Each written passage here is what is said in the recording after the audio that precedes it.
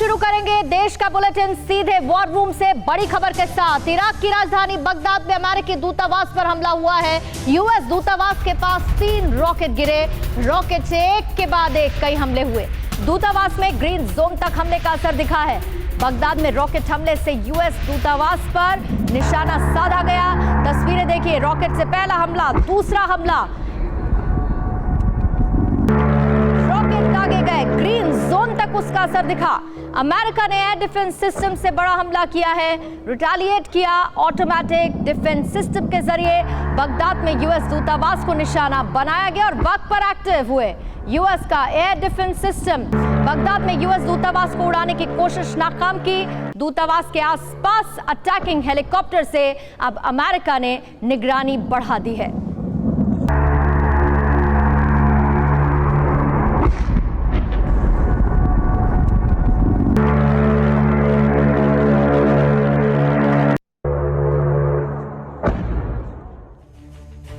और एक और बड़ी खबर, आतंकवाद की आग में जल रहे सीरिया से यह बड़ी खबर है। एक बार फिर से जोरदार धमाके से सीरिया जल उठा।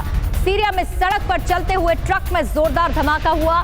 सीरिया में बीच सड़क पर यह बड़ा आतंकी विस्फोट है। जोरदार धमाके में 9 लोगों की मौत हुई और 43 घायल हुए। जोरदार धमाके की वजह से आसपास के इलाकों में खौफ है। 9 लोगों की मौत, 43 घायल। सड़क पर चल रहा था ट्रक और अचानक से उसमें बम फट जाता है। वाईपीजी पीके के आतंकी संगठन हमले के लिए जिम्मेदार है।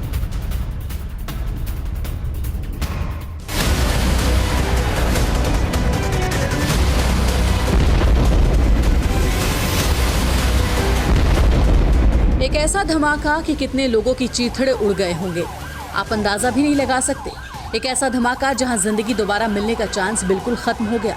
महज चंद सेकंड में जिंदगी मौत में तब्दील हो गई। सड़क पर आग की लपटें और आसमान में धुएं का गुबार।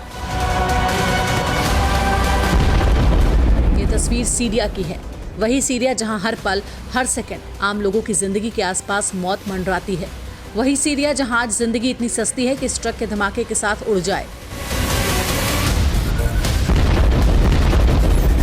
धमाके की ये तस्वीरें रूह कपा देने वाली है। महाविस्फोट होते ही आसपास का पूरा इलाका हिल गया। धमाके के बाद लोगों के भीतर खौफजदा जरूर हुए, लेकिन उनके लिए जैसे चौंकाने वाली कोई बात नहीं है, क्योंकि ऐसे धमाके सीरिया के लिए शगल ही बना हुआ है।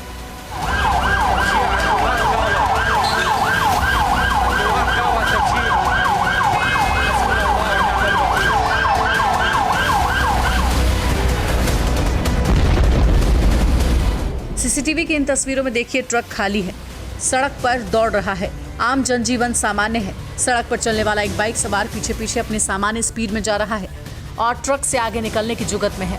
तभी पीछे से अचानक एक सफेद कार भी आ जाती है और थोड़ी दूर आगे जाने के बाद ये खाली ट्रक रुक जाता है और फिर एक जोरदार धमाका। अब इस धमाके में ट्रक के साथ न कार रहा, न कार सवार, न बाइक सवार।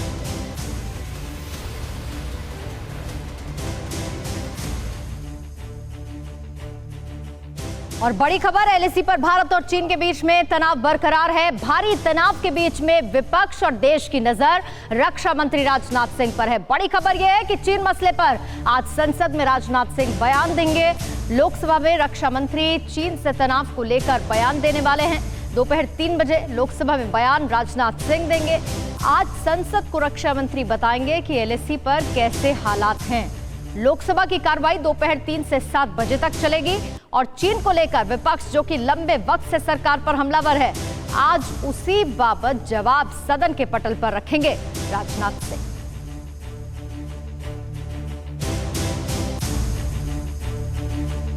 एलएसी में चीन और भारत के तनाव के बीच में अगर दोनों देशों के सैनिकों के बीच तुलना करें तो मौके की नजाकत और साहस को देखते हुए हिंद की सेना चीनी सेना से कहीं बेहतर है। अब हम आपको ड्रैगन की सेना का एक और वीडियो दिखाने जा रहे हैं, जिसे देखकर आप ये सोचने पर मजबूर हो जाएंगे कि आखिर चीन किसके भरोसे भारत को गीदड़ भपकी देता रहता है।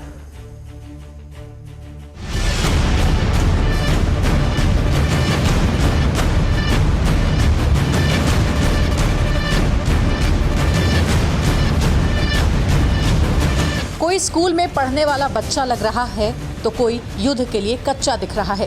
किसी के चेहरे में मासूमियत की लकीरें हैं तो किसी की आंखों में खौफ की तस्वीरें हैं। ये वीडियो ड्रैगन की आर्मी का है। ये तस्वीरें जिनपिंग की सेना में तैनात उन सैनिकों की है जो अपना साजो सामान उठाने की ताकत भी नहीं रखते। गौर से देखिए, पीएलए के उन जाबाज सिपहसलारों को। ये वो सिपहसलार हैं जिनके भरोसे चीन हिंदुस्तान को परास्त करने की गीदड़ भभकी देता रहा है। ये उन सैनिकों की तस्वीरें हैं जिनके शौर्य का प्रोपेगेंडा वीडियो चीन जारी करता रहा है। ये चीन के सैनिक है या मासूम बच्चे, इनकी असलियत भले ही चीन छुपा जाए, लेकिन ये तस्वीरें असल सच्चाई की मुहर लगा रही हैं। बताया जा रहा है कि चीन अपनी सेना में लोगों की जबरन भर्ती कर रही है।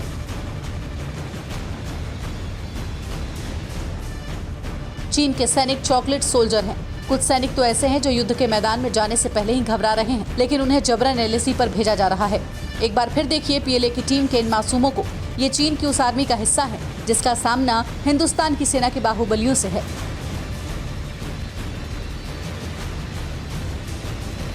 पूर्वी लद्दाख में भारतीय सेना का पहाड़ों की चोटियों पर कब्जा है। चीनी सैनिकों पर हिंद की सेना भारी है। भारतीय सैनिकों के दमखम और पहाड़ी इलाकों में लड़ने की कुशल क्षमता के आगे चीन के ये सैनिक कितना टिकेंगे, शायद लाल सुल्तान को भी इस बात का अंदाजा नहीं है। लेकिन चीन की आर्मी मौके की नजाकत और हिंद के वीरों की ताकत से पूरी तरह वाकिफ है। यही वजह है कि भारतीय सैनिकों का सामना करने के डर से चीन के सैनिकों को नींद नहीं आ रही है। और बड़ी खबर, चीन तिब्बत के पठारों पर वॉर प्रैक्टिस कर रहा है और इसी को लेकर एक प्रोपेगेंडा वीडियो चीन ने जारी किया। पैराशूट ड्रिल करते चीनी सैनिक नजर आए। चीन केमिकल वॉर एक्सरसाइज भी साथ में कर रहा है। 4000 फीट की ऊंचाई पर यह पीएलए का युद्धाभ्यास जारी है। पीपल्स लिबरेशन आर्मी और उसी का प्रोपेगेंडा वीडियो चीन ने जारी किया।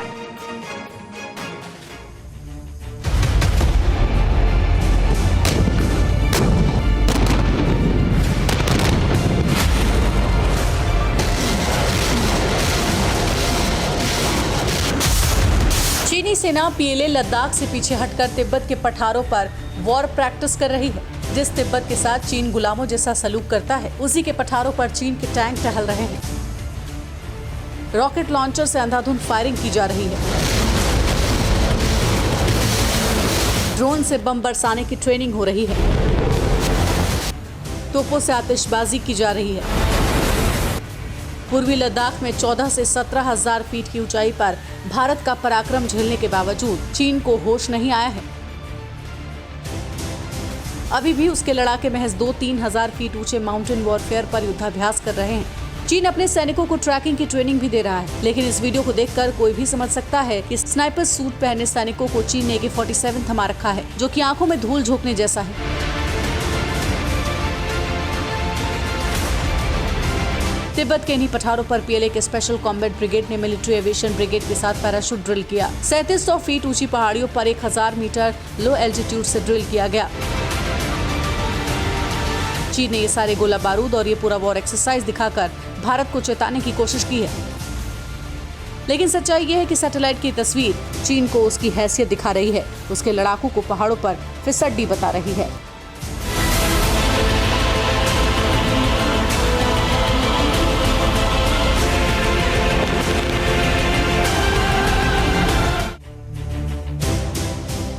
पीएलए के खतरनाक इरादों का पर्दाफाश हुआ है और चीन अब जैविक हथियारों से युद्धाभ्यास कर रहा है। पीएलए के ग्रुप 77 ने 4,500 फीट की ऊंचाई पर केमिकल वॉर एक्सरसाइज की और चीन ने इस एक्सरसाइज का एक प्रोपेगेंडा वीडियो भी जारी किया, जिसमें चीनी सैनिकों के हाथों में आग उगलने वाले हथियार नजर आ रहे हैं। पीएलए के खतरनाक इरादों का पर्दाफाश।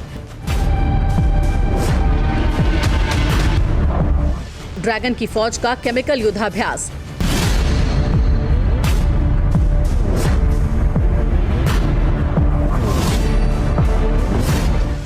एलएसी पर आग से खेली जाएगी होली। चीन पर भारी पड़ेगी हिंद के वीरों की टोली।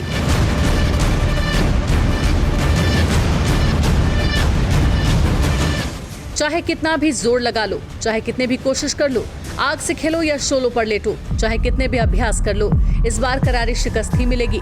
इस बार जिनपिंग की जमीन हिलेगी। इस वीडियो को गौर से देखिएगा। ये चीनी आर्मी की केमिकल वॉर की एक्सरसाइज का प्रोपेगेंडा वीडियो है। भारतीय वीरों के अदम्य साहस और हौसले को देखकर ड्रैगन के होश फाख्ता है। चीन को भारत की ताकत का पूरा एहसास है। इसलिए चीन नए नए प्रोपेगेंडा पर काम कर रहा है। एक तरफ तो चीन पैंगोंग में हार के बाद शांति के कबूतर उड़ा रहा है, तो दूसरी ओर LAC से करीब 1500 किलोमीटर दूर वो बारूद की बारिश कर रहा है। चीन जैविक हथियारों से युद्धाभ्यास कर रहा है। PLA के ग्रुप 77 ने 4500 फीट की ऊंचाई पर केमिकल वॉर एक्सरसाइज की है। पिछले 84 दिनों में 5 बार भारतीय सैनिकों से मार खाने वाली चीनी सेना अब लद्दाख से पीछे हटकर तिब्बत के पठारों पर युद्ध के लिए अभ्यास कर रही है। जब से पूर्वी लद्दाख में भारत चीन में घमासान मचा है, तब से सरहद पर भारत की supersonic cruise missile BrahMos ready to fire mode में है। फाइटर जेट में लगी इस मिसाइल ने ड्रैगन की नींद उड़ा रखी है और अब इसे घातक और बनाया जा रहा है। भारत और रूस मिलकर ब्रह्मोस के नए वेरिएंट बना रहे हैं। चीन हिंदुस्तान की ताकत को देखकर बौखला गया है और इसी बौखलाहट की वजह से अब चीन को प्रोपेगेंडा फैलाने के लिए वीडियो जारी कर अपनी ताकत का प्रमाण देना पड़ रहा है।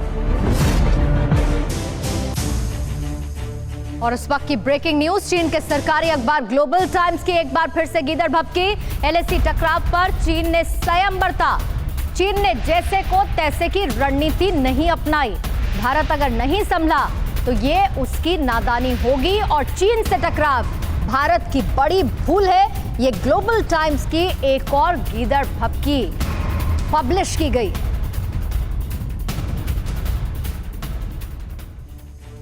वहीं अमेरिका ने चीन को बड़ा झटका दिया है। अब कई प्रोडक्ट्स के आयात पर रोक लगा दी है, जैसे कि कॉटन, हेयर प्रोडक्ट्स, ऐसे सामान जिनके आयात पर रोक लगा दी है। USCBP यानी कि कस्टम एंड बॉर्डर प्रोटेक्शन की तरफ से ये आदेश जारी कर दिया गया। चीन के शिनजियांग प्रांत के उइगर क्षेत्र में बनाए गए उत्पादों पर यह आदेश लागू होगा जिनके आयात पर रोक लगाई गई है। और एक और बड़ी खबर, ब्रह्मोस के नाम पर चीन पाकिस्तान में किस तरीके की दहशत है। ब्रह्मोस को और शक्तिशाली बनाने का काम अब तेज हो चुका है। ब्रह्मोस के अपडेटेड वर्जन पर भारत और रशिया अब काम कर रहे हैं, यानी कि 2024 तक ये नई जनरेशन की ब्रह्मोस, अपग्रेडेड ब्रह्मोस डेवलप कर ली जाएगी। 2024 तक इसकी डेडलाइन है। AWACS प्लेन गिराने में सक्षम ब्रह्मोस है। नई क्रूज मिसाइल पर काम कर रहे हैं भारत और रूस। भारत का घातक हथियार चीन पर अब होगा हाईटेक वार।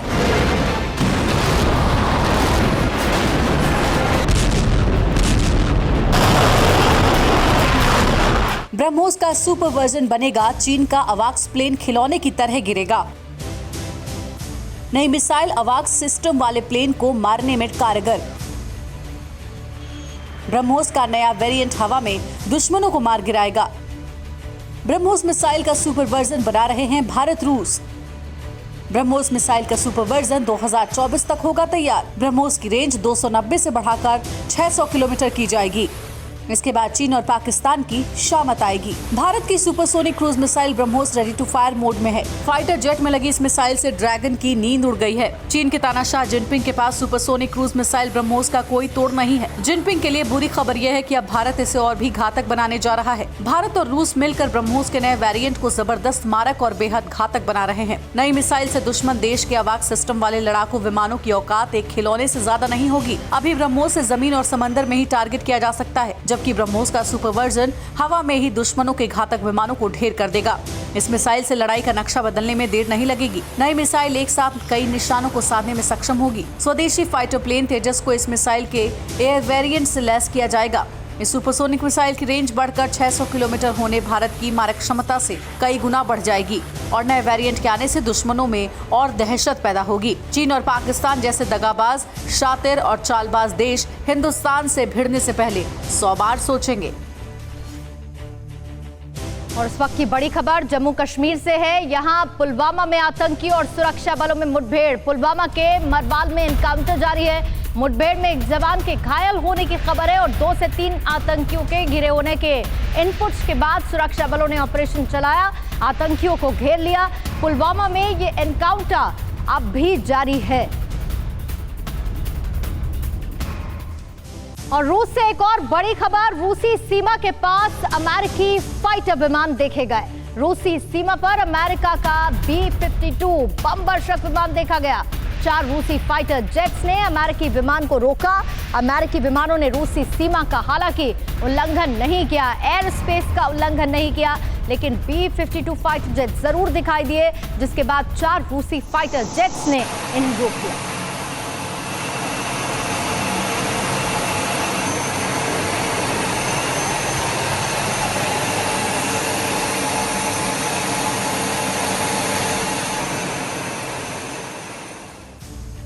और इस वक्त की एक और बड़ी खबर जापान से है। यहाँ चीन के एयर स्पेस में जापानी फाइटर जेट घुसा है। पहली बार चीनी एयर स्पेस में जापानी फाइटर जेट की एंट्री हुई। ओखेटा सागर के पास जापानी फाइटर जेट देखा गया। पूर्वी चीन पर हमला कर सकता है जापान। पहली बार ऐसा हुआ जब चीनी एयर स्पेस में जापानी फाइटर जेट घुसा।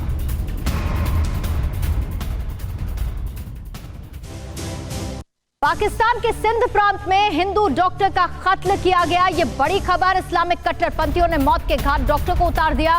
क्लिनिक के अंदर डॉक्टर की गला रेतकर हत्या कर दी गई और हत्या करने के बाद आरोपी फरार हो गए। आरोपियों के खिलाफ कार्रवाई अभी तक नहीं की गई, लेकिन सवाल ये उठता है कि आखिर पाकिस्तान में हिंदुओं का कत्लेआम कब तक होगा और ये क्या इमरान खान का नया पाकिस्तान है?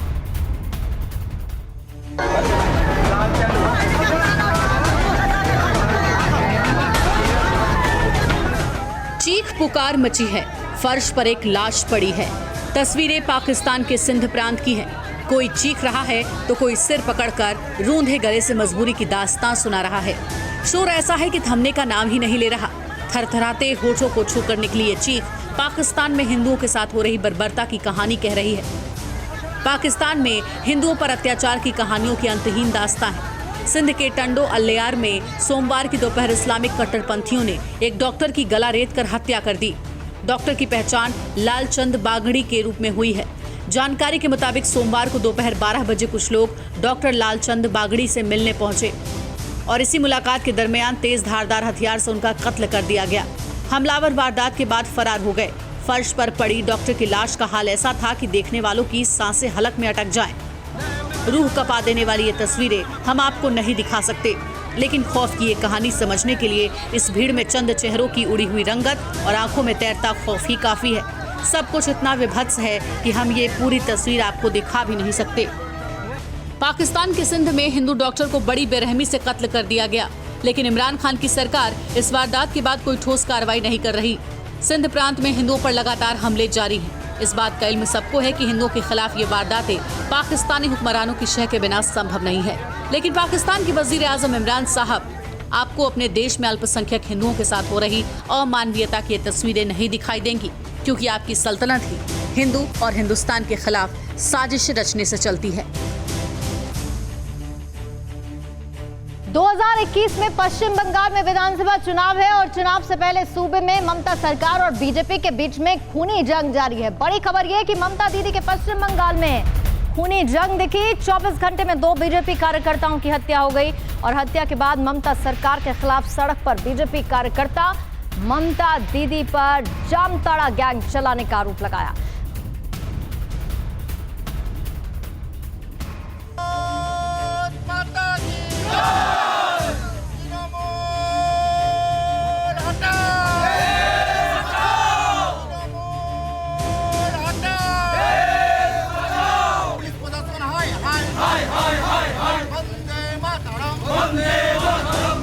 ये गुस्से की आग है।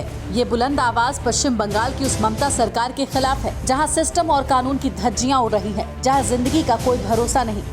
कब वो मौत बनकर किसी पेड़ से लटक जाए या कोई किसी हादसे का शिकार हो जाए। मौत पर पश्चिम बंगाल में संग्राम। 24 घंटे में 2 बीजेपी कार्यकर्ताओं की हत्या। अभी कुछ घंटे पहले ही पश्चिम बंगाल के हुगली में पेड़ से लटके एक शव की खबर लगी और इलाके में हंगामा मच गया। मौके पर पुलिस पहुंची और शव को पोस्टमार्टम के लिए भेजा गया। अभी ठीक से 24 घंटे बीते भी नहीं थे कि दूसरे बीजेपी कार्यकर्ता की मौत की खबर से सनसनी मच गई। 2021 में पश्चिम बंगाल में विधानसभा चुनाव है और अब बीजेपी और टीएमसी कार्यकर्ता आमने सामने हैं। बीजेपी नेता इस मौत के पीछे सीधे सीधे टीएमसी का हाथ बता रहे हैं और गुस्से की आग में जल रही बीजेपी ने ममता सरकार को सीधे धमकी दी है। ममता बनर्जी जामताड़ा गैंग চালাচ্ছে, একদিকে পয়সা খাওয়াচ্ছে আর একদিকে বিজেপিকে খুন করার চেষ্টা করছে। মমতা ব্যানার্জি শুধরে যান।